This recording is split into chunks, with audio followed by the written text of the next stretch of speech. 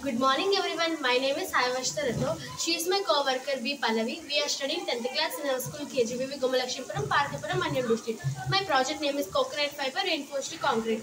ఈ coconut fiber reinforced concrete ని నేను ఎందుకు చేశానంటే జనరల్ గా సిటీస్ లో పెద్ద పెద్ద బిల్డింగ్స్ అనేవి కన్స్ట్రక్షన్ చేస్తూ ఉంటారు. ఫ్యూ డేస్ తర్వాత ఆ కన్స్ట్రక్షన్ అనేవి క్రాక్స్ అనేవి ఏర్పడుతూ ఉంటుంది. సో ఆ క్రాక్స్ అనేవి ఏర్పడడం వల్ల బిల్డింగ్ అనేది డ్యామేజ్ అవుతుంది, కన్స్ట్రక్షన్ అనేది ఫెయిల్ అవుతుంది. దానివల్ల లాట్స్ ఆఫ్ మనీ అనేది వేస్ట్ అవుతుంది. సో నేను ఆ క్రాక్స్ ని నివారించడానికి నేను ఈ కోకోనట్ ఫైబర్ ఎన్ఫోర్స్డ్ కాంక్రీట్ ని తయారు చేశాను.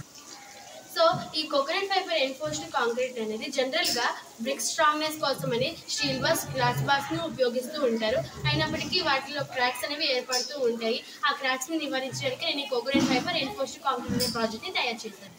సో ఇది సిమెంట్ కాంక్రీట్లో చాలా క్రాక్స్ అనేవి ఏర్పడ్డాయి.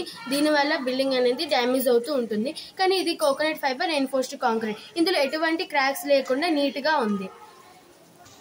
సో మనం వెయిట్ బట్టి చూసుకుంటే ఈ సిమెంట్ కాంక్రీట్ అనేది చాలా హై వెయిట్తో ఉంటుంది.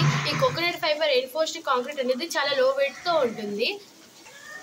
సో నేను ఈ కోకోనట్ ఫైబర్ ఎన్ఫోర్స్డ్ కాంక్రీట్ అనేది ఇలాస్టిక్ నేచర్ని కలిగి ఉంటుంది, నెక్స్ట్ స్ట్రెచబిలిటీని కలిగి ఉంటుంది. నేను ఈ ప్రాజెక్ట్ని ఎలా తయారు చేశానంటే ఫస్ట్ ఆఫ్ ఆల్ 2.5 kg సిమెంట్ని తీసుకున్నాను. తర్వాత 1.5 kg శాండ్ మరియు కొంత గ్రావెల్ స్టోన్స్ అండ్ మెయిన్గా కోకోనట్ ఫైబర్ని నెక్స్ట్ వాటర్ని తీసుకోవడం జరిగింది. సో నేను ఈ ప్రాజెక్ట్ని ఎలా తయారు చేశానంటే ఫస్ట్ ఆఫ్ ఆల్ సిమెంట్ని వేసుకున్నాను, సిమెంట్లో కొంత శాండ్ని వేసుకున్నాను, తర్వాత గ్రావెల్ స్టోన్స్ని మిక్స్ చేయడం జరిగింది. నెక్స్ట్ మెయిన్గా కోకోనట్ ఫైబర్ని వేసుకున్నాను, వాటర్ని వేసి బాగా మిక్స్ చేసి మోల్డ్లోకి వేసుకొని నేను సన్ రైజ్లో 2 days వరకు ఉంచడం జరిగింది.